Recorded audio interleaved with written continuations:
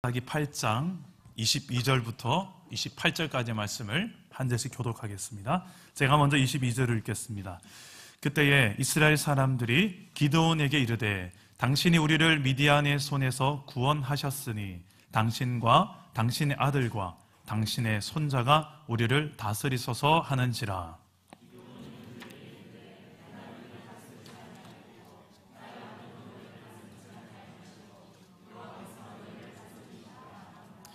기드온이 또 그들에게 이르되 내가 너희에게 요청할 일이 있으니 너희는 각기 탈취한 귀고리를 내게 줄지니라 하였으니 이는 그들이 이스마엘 사람들이므로 금 귀고리가 있었음이라. 무리가 대답하되 우리가 즐거이 드리리이다 하고 겉옷을 펴고 각기 탈취한 귀고리를 그 가운데에 던지니 기드온이 요청한 금 귀고리의 무게가 금 1700세겔이요 그 외에 또 초승달 장식과 폐물과 미디안 왕들이 입었던 자색 의복과 또 그 외에 그들의 낙타목에 둘렸던 사슬이 있었더라. 기드온이 그 금으로 에봇 하나를 만들어 자기의 성읍 오브라에 두었더니 온 이스라엘이 그것을 엄난하게 위함으로 그것이 기드온과 그 집의 올무가 되니라. 미디안이 이스라엘 자손 앞에 복종하여 다시는 그 머리를 들지 못하였으므로 기드온이 사는 40년 동안 그 땅이 평온하였더라. 아멘. 할렐루야. 오늘도 말씀으로 찾아오시는 주님 만나기를 축복합니다. 우리는 예수를 믿고 나면 우리의 삶에 가장 큰 변화가 일어납니다. 그것은 이제 저 천국을 바라보며 살기 시작한다는 것입니다. 우리는 천국이라고 하면 좀 가깝게 느껴지는데 하나님의 나라라고 다른 표현을 쓰면 왠지 좀 천국과 다른 개념이 아닌가라고 우리는 생각할 때가 있죠. 근데 성경에서는 같은 의미입니다. 같은 말을 하고 있지만 우리는 천국하면 보통 죽고 나면 가는 그곳, 죽음 너머에 있는 그곳을 예수 믿고 나면 이제 더 이상 죄 때문에 지옥 가지 않고 심판에 이르지 않고 예수님 때문에 우리는 구원받아서 천국 백성으로 천국에 가게 된다. 죽고 난 다음에 가게 될 천국으로 우리는 참 이해할 때가 많습니다. 맞습니다. 가장 중요한 천국의 개념 맞습니다. 그런데 그것만은 아니에요. 천국의 또 하나의 중요한 의미는 예수 믿는 그 순간부터 시작되는 천국이 있습니다. 예수 믿는 그 순간부터 시작되는 하나님의 나라가 있습니다. 우리는 예수 믿는 그 순간부터 내 신분이 더 이상 저 죄의 종노릇하지 않고 악한 마귀 사단의 자식이 아니라 이제는 하나님의 자녀가 되어지는 것입니다. 그래서 예수 믿는 그 순간부터 내 삶의 정체성과 뿌리가 바뀌기 시작해요. 세상의 어떤 가치관들, 돈이면 다 해결되는 것 같고 명예, 권력, 쾌락 이런 것들의 가치관 속에서 그냥 성공 위주, 행복하면 되지 뭐, 즐거우면 되지 뭐 그렇게 그냥 살아갈 인생이 아니라는 거예요. 새로운 가치관이 내게 딱 주어집니다. 어떤 가치관? 하나님 나라의 백성으로서 살아가는 가치관이 내게 시작이 됩니다. 그래서 이 땅에 이미 시작된 하나님 나라 백성으로 나는 의와 평강과 희락을 누리며 이미 시작된 하나님의 나라를 살기 시작합니다. 세상 나라 속에 살지만 우리는 세상에 속하지 않은 하나님 나라 백성으로 살기 시작하는 거예요. 그래서 세상 사람들이 하나님 없다라고 믿고 살고 있는 사람들이 하나님 있다, 천국 있다, 구원 있다, 영생 있다라고 믿고 사는 우리의 삶을 보면서 진짜 하나님 있나 보다, 하나님 나라가 존재하나 보다, 이것을 보여주기 위해서 살아가는 존재, 바로 저와 여러분인 줄 믿습니다. 그래서 하나님의 나라가 미래적 의미도 있지만 죽고 나서 가는 하나님의 나라도 있지만 이미 시작된 하나님의 나라, 내 삶을 뚫고 들어온 하나님의 나라가 있다는 거예요. 여러분 그 하나님 나라를 지금 살고 계십니까? 하나님 나라 백성으로서 당당하게 살고 계십니까? 우리가 읽은 이 사사기 말씀은 그런 관점에서 볼 필요가 있어요. 하나님께서 이스라엘 백성들을 저 애굽 땅에서 종노릇하던 종살이하던 그 이스라엘 백성들을 탈출시켜서 약속의 땅 가나안 땅으로 인도하셨습니다. 그곳에서는 젖과 꿀이 흐르는 땅이라고 이름 나 있습니다. 가보니 과연 젖과 꿀이 흐른 땅이었습니다. 웬만한 포도보다 훨씬 그 포도가 있고 풍성한 기름진 땅이었습니다. 그러나 그 땅에는 하나님을 모르는 백성, 하나님 인정하지 않는 백성들이 그 땅을 차지하고 있었어요. 하나님 말씀하십니다. 그 땅에 있는 모든 민족들을 다 진멸하고 모든 것들을 다 불사르고 새로운 하나님의 나라를 세우기 원했어요. 여호수아가 그 사명을 받고 그 땅을 정복합니다. 여호수아가 죽고 그 다음에 수많은 이제 사사의 시대가 시작이 됩니다. 근데 안타깝게도 이 사사기 시대에는 사사기의 가장 중요한 특징이 하나가 나오는데 사사기 21장 25절 말씀해 보니까 그때에 이스라엘에 왕이 없으므로 사람이 각기 자기 소견에 옳은 대로 행하였더라. 이제 하나님을 왕으로 여기지 않는 약속의 땅에 도착을 하니까 하나님이 왕이 아닌 거예요. 각각 자기가 왕인 거예요. 자기의 소견에 옳은 대로 자기 중심적인 인생으로 살기 시작하는 이스라엘. 그 결국이 어떻습니까?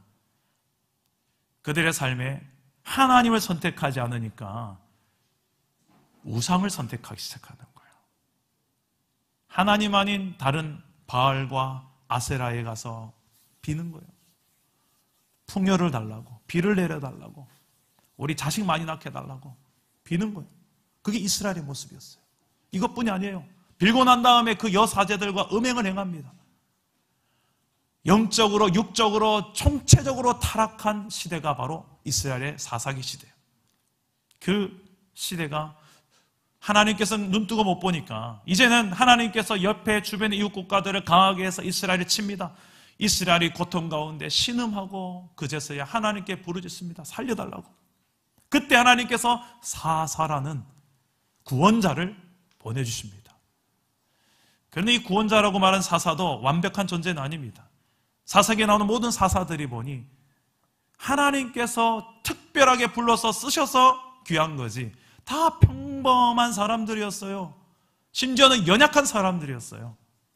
오늘 말씀에 나오는 그 기드온도 미디안의 그 침략 앞에서 숨어서 밀을 까다가 하루 먹을 거 숨어서 주변 살피면서 그렇게 참 찌질이 같은 모습의 기드온이었어요. 근데 하나님께서 찾아오셔서 큰 용사여 주님이 너와 함께 하신다.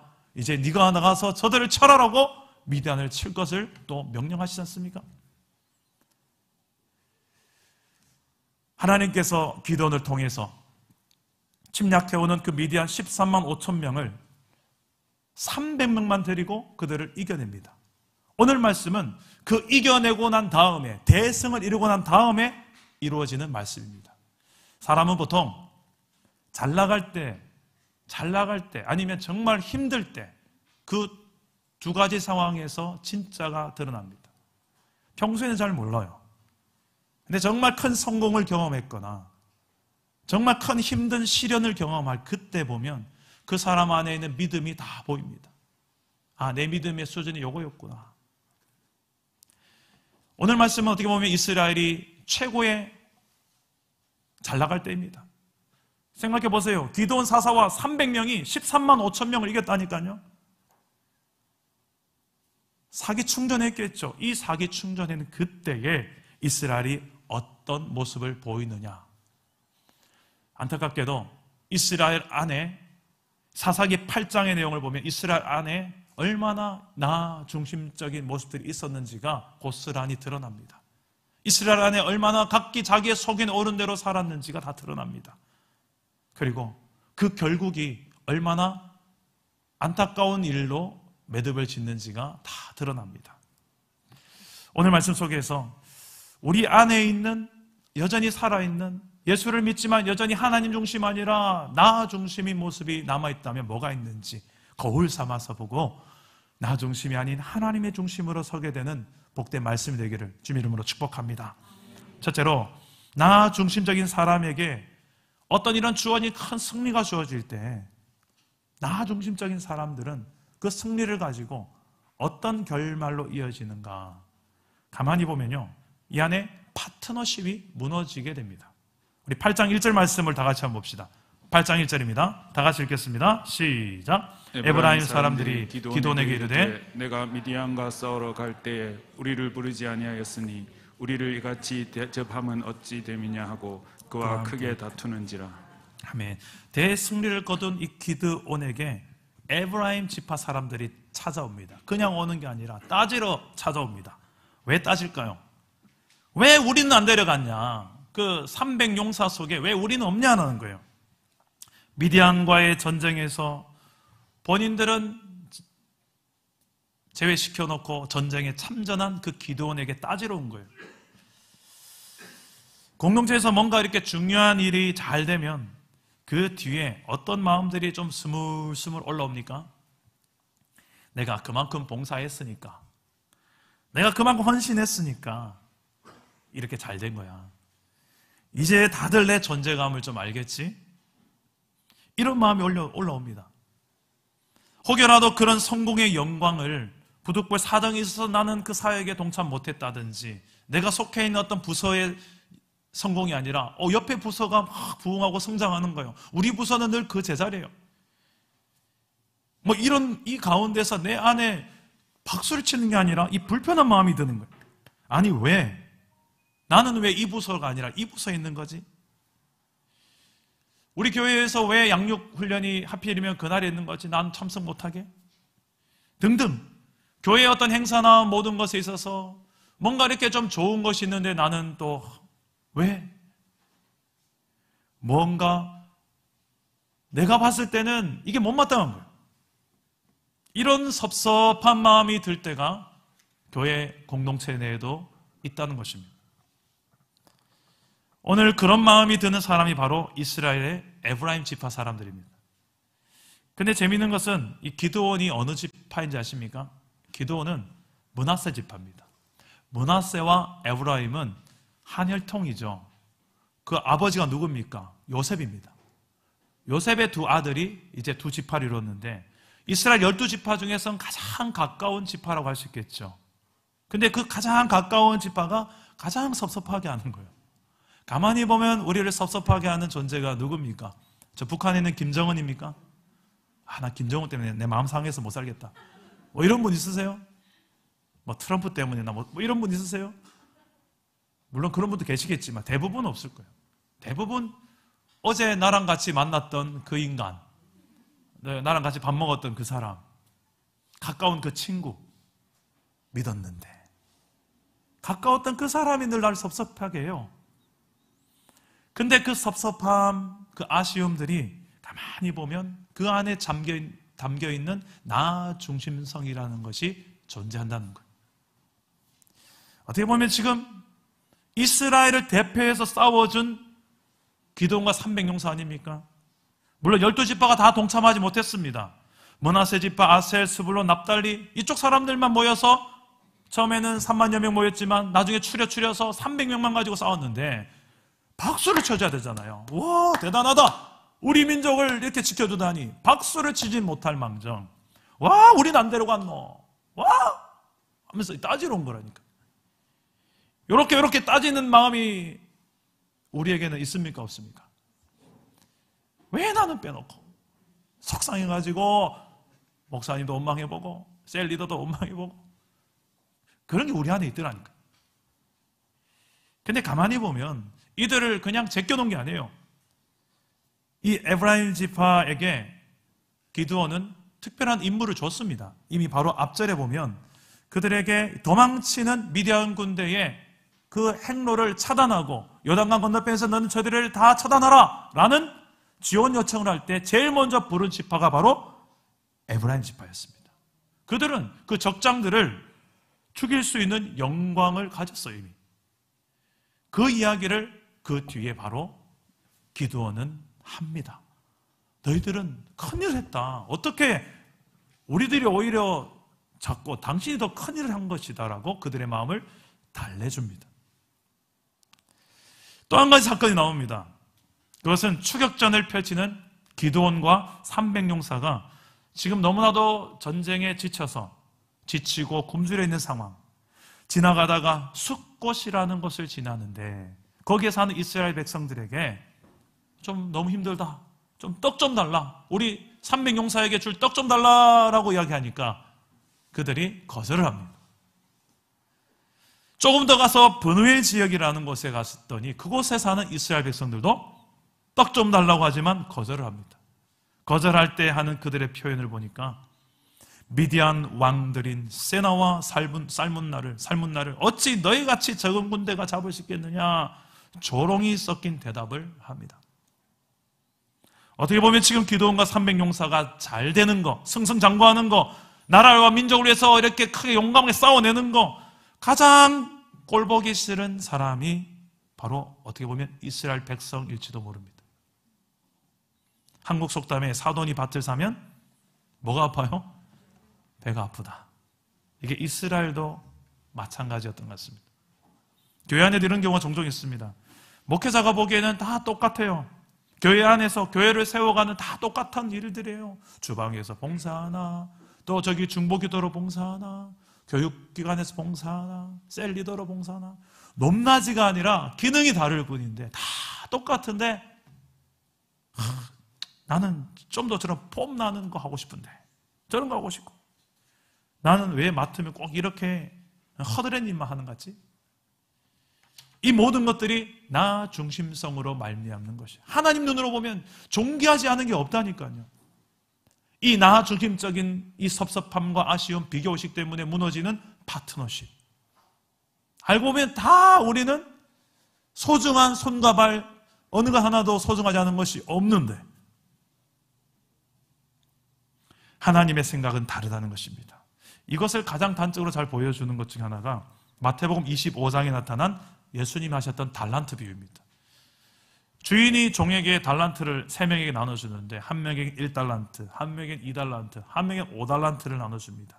1달란트는 약 우리나라 돈으로 한 20억입니다. 작은 돈이 아니에요. 20억을 주고 한 명에게는 2달란트, 40억을 주고, 그리고 5달란트, 100억을 준 거예요. 근데 100억 준 사람은 200억으로, 40억 준 사람에게는 80억으로, 근데 20억 준 사람은 고스란히 20억만 남긴 거예요. 왜 20억을 줬는데 20억 그대로 남겼을까요? 비교해 보니까 왜 나는 요거밖에 안 주냐 이거였어요. 저 두 사람한테는 40억 주고 100억 줬는데 왜 나는 20억밖에 안 줍니까? 라고 지금 주인한테 항의를 하고 있는 것입니다. 근데 가만히 보십시오. 20억이든 100억이든 주인이 누굽니까? 종입니까? 주인입니까? 주인이에요.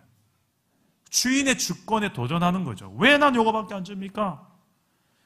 근데 여기에 대한 주인의 반응이 중요합니다. 주님은 그 40억을 받든 100억을 받든 그 사람들에게 칭찬할 때 쓰는 표현이 뭐냐면 네가 작은 일에 충성했다. 우리는 100억이면 좀 큰 일에 충성했다 하고 그 다음에 40억이면 좀 중간쯤 일에 충성했다 그러고 그럴 것 같은데 주님은 그러지 않았어요. 100억이든 1000억이든 주님에게는 다 작은 일에 충성한 거예요. 작은 일에 충성했다. 만약 1달란트 받은 사람도 옆 사람과 비교하지 않고 1달란트만 더 남겼더라면 똑같은 칭찬을 들었을 것입니다. 비록 나의 결과가 2달란트밖에 안 남겼고 또 저 사람은 10달란트 남겼을지라도 주님은 똑같이 칭찬할 것입니다. 이렇게 말할 것입니다. 착하고 충성된 종아, 네가 적은 일에 충성하였음에 내가 많은 것을 내게 맡기리니 내 주인의 즐거움에 참여할지어다. 아멘. 나 중심으로 살면 파트너십이 만 것입니다. 왜요? 이 사람은 계속해서 비교하고 뭔가 있어도 불만이고 없어도 불만이고 계속 나 중심의 결국은 행복할 수가 없어요. 행복한 동력을 할 수가 없습니다. 하나님 나라는 누릴 수도 없고 세상에 보여줄 수도 없습니다. 저는 우리 사랑담은 교회가 나 중심이 아니라 하나님 중심으로 사는 공동체가 되어서 제대로 된 파트너십을 세상 가운데 보여주는 공동체가 되기를 주님 이름으로 축복합니다. 한 가지가 더 있습니다. 나 중심으로 살았던 그 사사기 시대의 민낯, 오늘 8장에 잘 드러나는데 이 파트너십이 무너지는 이 민낯, 그들의 나 중심성도 있었지만 또 하나는 뭐냐면 따라서 해봅시다. 아닌 척하지만 내가 왕 되고 싶다. 내가 왕이 되고 싶다. 중요한 표현은 뭐냐면 아닌 척하지만, 여기가 중요한 포인트예요.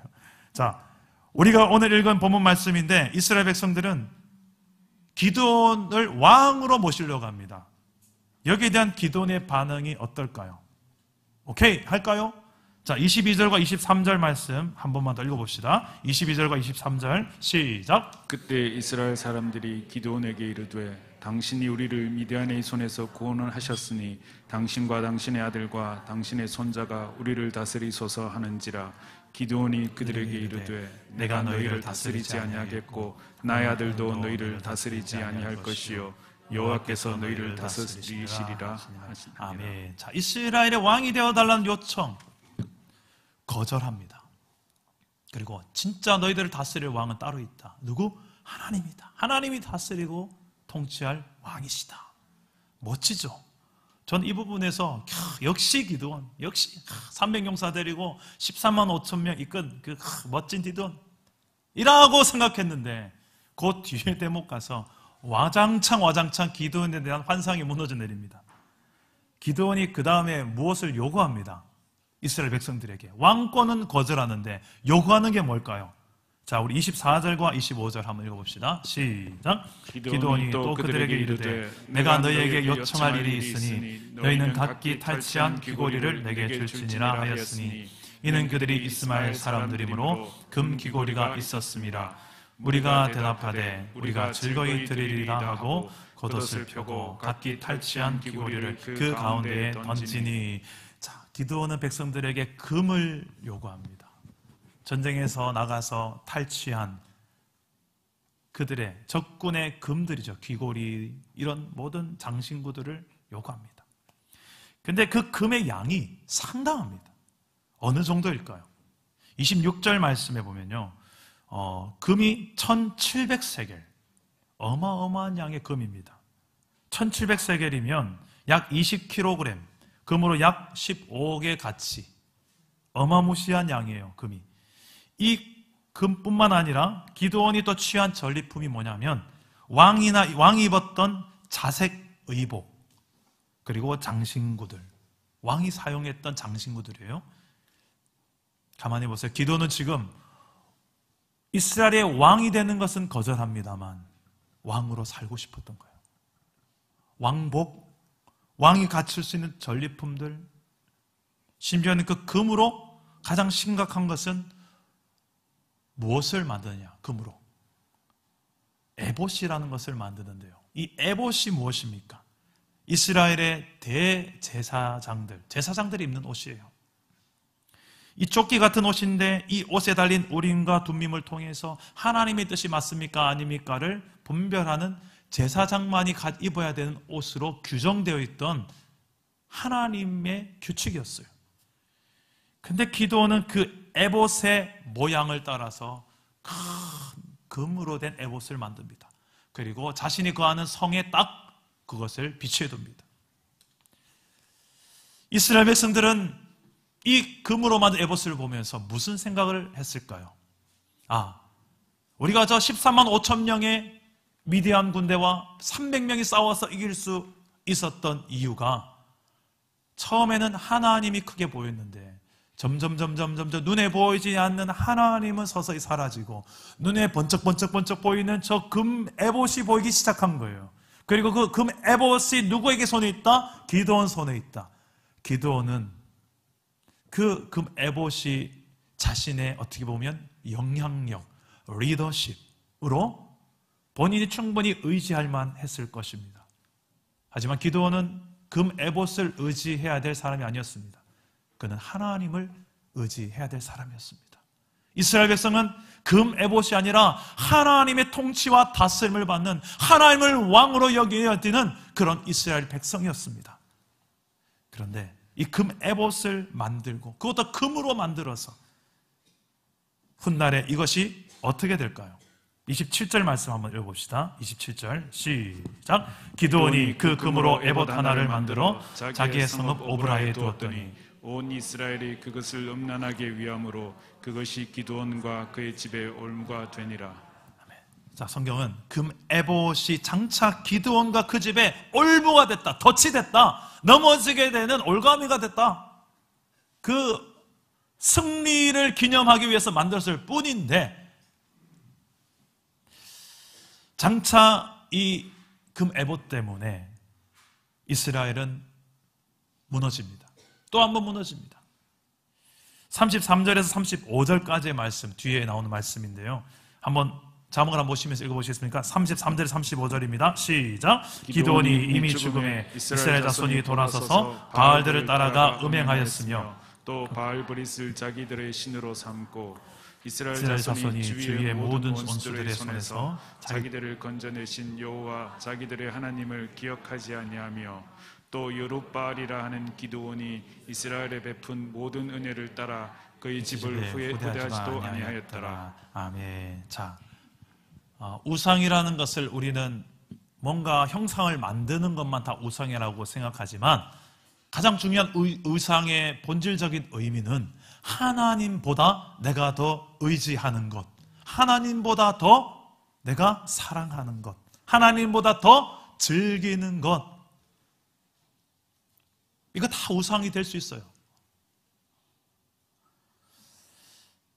근데 참 중요한 것은 아닌 척 하면서 나도 그 왕이 되고 싶은 마음이 우리에게 있다는 것이 참 안타까운 것입니다.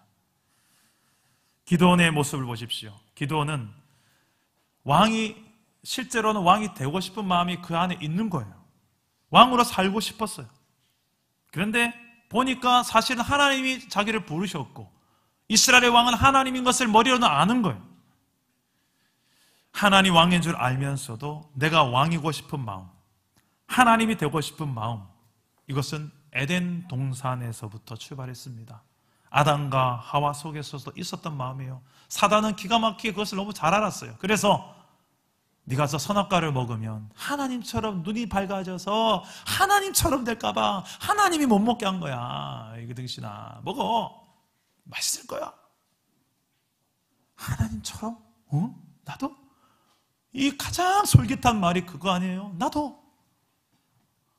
여러분, 우리 안에도 여전히 그 아담의 근성, 하와의 근성이 있을까요? 없을까요? 있어요. 예수 믿고 나서 나는 하나님 백성이 되었습니다. 하나님 내 인생의 왕이 되고 주인 되었습니다. 나는 이제 살아도 주를 위해 살고 죽어도 주를 위해 살겠습니다.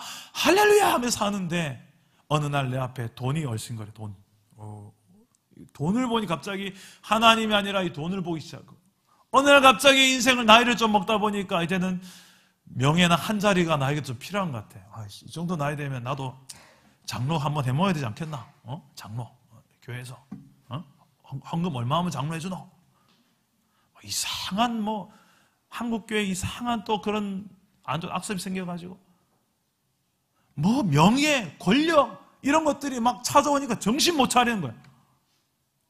심지어 세상의 짜릿한 쾌락의 맛을 보니까 교회 나오는 것보다 세상이 훨씬 재밌네. 하나님하고 만나는 것보다 좀 세상 나가서 PC방 가는 거 훨씬 재밌네. 그런 어떤 우리 안에 하나님을 즐거워하지 않고 즐기지 않는, 하나님이 내 안에 계심에도 불구하고 하나님 좀 비키세요 자꾸 밀고 들어오는 그 세상 앞에 그냥 무방비 상태로 그냥 세상 들어와. 사람들 다 이 정도 즐기면 우리 안에 실제로 저 갓바위에 있는 저 불상만이 우상이 아니라 실제로 우리의 삶에 여러 가지 모양으로 우리의 마음속에 들어와서 주인 노릇하려고, 왕 노릇하려고, 우리가 더 의지하고 사랑하고 즐기게 하는 이 많은 우상들의 정체가 무엇이냐는 것입니다. 저는 그래서 죄를 그렇게 정의합니다. 하나님과 나 사이를 멀어지게 만드는 모든 것이 다 죄가 될 수 있다라고 저는 그렇게 정의해요. 하나님께도 우리는 민감해야 되겠지만 죄 앞에서도 민감할 수 있기를 축복합니다. 말씀을 맺겠습니다. 오늘 예수를 믿는 우리의 삶이 하나님의 나라의 백성으로 하나님의 나라를 누리며 하나님의 나라를 세상에 보여주며 살아가야 되건만, 그러지 못하게 만드는 것이 무엇입니까? 나 중심성. 현대판 사사기 시대를 사는 것 같은 우리의 모습, 오늘 말씀 속에 그 두 가지가 나 중심성의 결과로 드러나는데, 파트너십이 무너진다. 아닌 척하지만 내가 왕이 되고 싶다. 여러분 삶의 내 모습에, 우리의 가정에, 교회에, 공동체에 있는 모습은 혹시 아닙니까? 그 결과는 기도원과 그 가정이 올무가 되어 다시금 또 공동체가 무너지는 경험을 하게 됩니다. 파트너십을 무너뜨리고 하나님이 다스리는 공동체를 무너뜨리는 이 나 중심적인 내 모습이 하나님 중심으로 바뀔 수 있기를 축복합니다. 근데 이 신약 성경으로 넘어오니까요, 충격적인 일이 벌어집니다. 베드로전서 2장 9절 말씀에 보니까, 그러나 너희는 택하신 족속이요 왕같은 제사장들이요. 성경은 우리 보고 왕같은 제사장이라고 하나님께서 우리에게 정체성을 말해주는 대목이에요. 왕같은 제사장? 왕은 하나님이신데, 제사장은 구약에서 특별히 하나님께서 구별해서 세운 그 사람들만 제사장인데 우리가 무슨 왕같은 제사장이라고 우리는 생각하는데, 성경은 그렇게 말해요. 왜? 우리가 그렇게 왕같은 제사장이라는 칭호를 들을 수 있는 유일한 이유가 생겼습니다. 우리를 위해서 대신 십자가에서 죽어주신, 그리고 3일 만에 부활하신 우리의 의가 되시고 우리의 모든 것 대신, 우리의 주인 되신 주 예수 그리스도의 은혜로 말미암아 우리는 하나님의 자녀가 되는 권세를 누리게 되었고, 하나님의 백성이 되었고, 하나님 그 나라에서 왕같은 제사장으로서 우리는 살아갈 존재가 되어진 줄 믿습니다. 하나님은 우리를 향하여 이렇게 이야기합니다. 너는 내게 왕같은 존재고 제사장 같은 존재다. 예수 믿는 너희는 내게 이렇게 소중한 존재다. 할렐루야. 하나님이 나를 보실 때 어떤 존재로 보실까? 성경에서 여러 군데서 기록합니다. 그런데 마귀 사탄은 오늘도 우리를 향해서 도전하고 유혹해 옵니다. 너 중심적으로 살아라. 세상 중심으로 살아라. 그래야 성공할 것이다. 그래야 행복할 것이다. 네가 왕되고 네가 제사장 되라. 네 힘으로 그것 쟁취해라. 그런데 하나님 말씀합니다. 예수 믿는 넌 이미 내게 왕같은 제사장이다. 할렐루야. 설교를 준비하다가 저는 이런 우리의 정체성을 돌아보게 했던 아주 옛날에 축복송 하나가 떠올랐어요. 약 30년이나 됐네요. 송정미 사모님이 불렀던 축복송이라는 노래인데요, 요즘도 참 가끔 부르는 찬양입니다. 2절 가사가 이렇습니다. 너는 택한 족속이요 왕같은 제사장이며 거룩한 나라 하나님의 소유된 백성, 너의 영혼 우리 볼 때 얼마나 사랑스러운지, 너의 영혼 통해 큰 영광 받으실 하나님을 찬양. 오 할렐루야. 저는 이 찬양이 왜 생각나냐면, 너무나도 대조되기 때문에 우리는 어떻게 해서든 내 힘으로 뭔가를 왕도 되고 싶고 제사장도 되고 싶고 한자리 하고 싶고 사람들이 알아주는 그 성공이라는 거 나도 거머쥐어 보고 싶고 내 힘으로 아둥바둥 뭔가를 잡으려고 애쓰는데, 하나님은 야야 넌 이미 나한테 충분히 소중한 사람이다. 내가 널 위해서 예수까지 줬다. 더 뭐 못 주겠냐. 넌 이미 예수로 말미암아 내게 왕같은 제사장이다. 나는 왕 되려고 하는데 하나님 이미 나보고 너는 나에게 왕같은 존재라, 왕같은 제사장이라. 실제로 우리는 하나님 나라의 왕자요 공주가 된 줄 믿습니다. 오늘 교회 오는데 주차장에 재밌는 일이 있었습니다. 다 차를 내리는데 제 딸이 안 내리는 거예요. 가서 차문을 열었습니다. 그제서야 딸이 내립니다. 너 왜 그러니 했더니 난 공주야. 그래서 제가 웃으면서 그래 너 하나님 나라 공주 맞다고. 아마 우리가 천국에 가도 마찬가지 아니겠습니까? 우리는 하나님 나라의 왕자요 공주인 줄 믿습니다. 이 세상에서 그냥 막 함부로 아무거나 먹고 아무거나 마시면서 그냥 대충 살아서 될 존재들 아니에요. 우린 너무나 하나님께 존귀한 존재들입니다. 할렐루야. 그렇게 만드신 분 누구입니까? 우리를 위해서 대신 십자가에서 죽어주신 주 예수 그리스도. 그분의 은혜 안에서 우리의 뿌리가 바뀌고 정체성이 바뀌고 하나님의 왕같은 제사장이 되어진 줄 믿습니다. 우리 그런 우리의 정체성을 좀 확인하면서 우리 찬양을 한번 불러보고 기도합시다. 너는 택한 족속이요 왕같은 제사장이라. 너는 택한 족속이요 왕같은 제사장이라. 왕같은 제사장이요 거룩한 나라 거룩한 나라 하나님의 소유된 백성. 너의 영혼 우리 볼 때 너의 영혼 우리 볼 때 얼마나 사랑스러운지 얼마나 사랑스러운지. 너의 영혼 너의 영혼 통해 큰 영광 받으신 하나님을 찬양하라. 하나님을 찬양. 오 할렐루야. 우리 1절 가사도 불러봅시다. 때로는 너희 앞에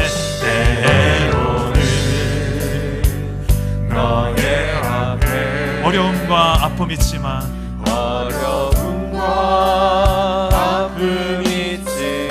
담대하게 주를 바라보며 주를 바라보는 너의 영혼. 너의 영혼 우리 볼 때 너의 영혼 우리 볼 때 얼마나 아름다운 너의 영혼 너의 영혼 덕에 큰 영광 받으실 하나님을 찬양하라.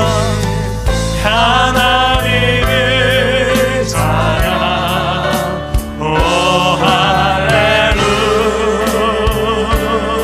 자신을 이렇게 한번 알아봅시다. 나의 영혼 통해 나의 영혼 통해 큰 영광 받으신 하나님 큰 영광 받으신 하나님을 찬양하라.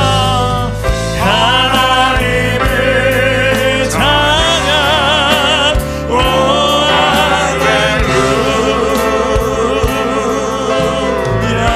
그대로 한번 기도합시다. 이렇게 자신을 꼭 끌어안고 기도합시다. 내가 얼마나 하나님 앞에 소중한 존재인지. 너는 이미 내게 왕같은 제사장이라고. 그렇게 왕이 되려고 애쓰지 말라고. 그렇게 뭔가 좀 되려고 애쓰지 말라고. 이미 너는 내게 소중한 존재가 되었다고. 예수 그리스도로 인하여. 우리 하나님 앞에 이 시간에 그 은혜 앞에 감사함의 기도를 드립시다.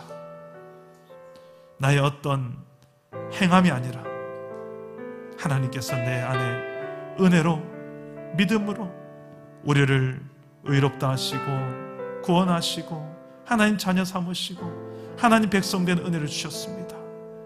그것으로 충분히 족하게 여기며 내 안에 비록 연약함이 남아있고 부족함이 있다 할지라도 괜찮습니다. 그날에 우린 조금씩 좀 더 우리 주 예수를 따라서 성화되어 가고 주님 닮아가고 하나님 자녀다운 우리의 삶으로 만들어져 갈 것입니다. 그렇게 행하실 분이 바로 우리 안에 계신 성령님이십니다. 성령께서 오늘도 이 한 주간도 우리를 이끌어달라 기도합시다. 내 정체성이 흔들리지 않게 이끌어달라고.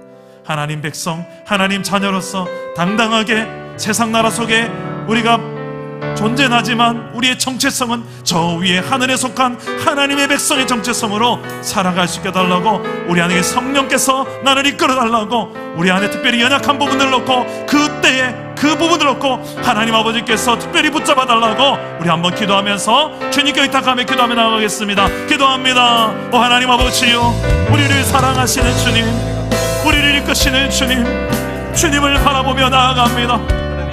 우리 안에 의가 되신 하나님, 연약함이 있지만 부족함이 있지만 우리는 변함없이 하나님의 소중한 아들이요 딸입니다. 하나님의 자녀입니다. 하나님의 백성입니다. 내 아버지요, 내 아버지요, 우리 안에 어떤 어려움과 아픔이 있어도 우리보다 더 아파하시며 우리를 소중히 여기시는 내 아버지요, 내 영혼의 아버지를 바라봅니다. 내 영혼의 아버지를 바라봅니다. 오 주님, 그 은혜 가운데 서게 하여 주시고 주님께서 친히 안아주시고 만져주시고, 너는 내 소중한 자라고, 너는 내 것이라, 너는 내 아들이라, 너는 내 딸이라. 하나님의 자녀 삼으신 주 예수의 그 은혜로 말미암아 하나님의 자녀 삼으신 그 은혜가 무엇인지 알고 우리가 하루를 살아도 이 뿌리가 흔들리지 않는 믿음의 삶을 살 수 있도록, 우리 이 정체성이 흔들리지 않도록 성령께서 이끌어 주십시오. 말씀으로 우리의 심령을 잡아주십시오. 하나님의 행하실 일을 기대합니다. 만져주시옵소서, 이끌어 주옵소서. 너의 영혼 통해, 너의 영혼 통해 긴 영광 받으시 하나님을 찬양하라. 내 영혼아, 하나님을 찬양. 오 할렐루야. 나의 영혼, 나의 영혼을 통하여서, 나의 영혼 통해 큰 영광 받으시 하나님을 찬양하라. 내 영혼아, 하나님을 찬양. 오 할렐루야.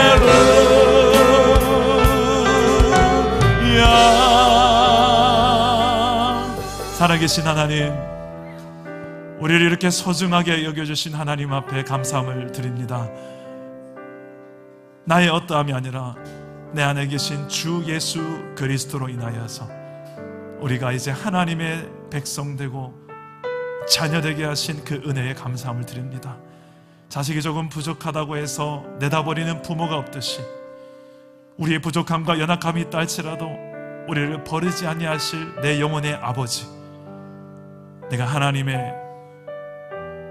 아버지의 그 넉넉하신 품을 매일매일 체험하며 이 길을 걸어가게 하여 주옵소서. 내가 봐도 내 스스로가 용납이 안 되는 연약함이 있고 부족함이 보인다 할지라도 그것에 연연치 않고 여전히 변함없이 나를 소중히 여기시는 하나님의 눈으로 늘 나 자신을 바라보며 선포하며, 너는 소중한 하나님의 자녀라고, 세상과 바꿀 수 없는 넌 소중한 내 것이라고 하나님의 우리를 향한 그 마음을 나 스스로에게 선포하며, 또 세상 가운데 죽은 영혼들에게 하나님의 눈으로 저들을 향하여서 당신은 하나님의 사람이라고, 하나님이 만드신 사람이라고 우리가 담대히 세상 가운데 나가서도 이 소중한 하나님의 가치관을 보여줄 수 있는 주의 백성들이 되게 하여 주옵소서. 이 한 주간 나 중심으로 사는, 그래서 파트너십이 무너지고 아니 저게 내가 왕되고 싶은 우리 안에 이은 연약함으로 사는 것이 아니라 정말 하나님을 왕으로 여기며 하나님을 진정 더 높이고 싶고 하나님의 통치와 다스림을 인정하는 주의 백성으로 당당하게 살아내는 우리 모든 사랑남은 교회 성도 예배자들 되도록 성령께서 이끌어 주시옵소서. 그렇게 역사하실 주님을 믿사옵고 예수님의 이름으로 기도드립니다. 아멘.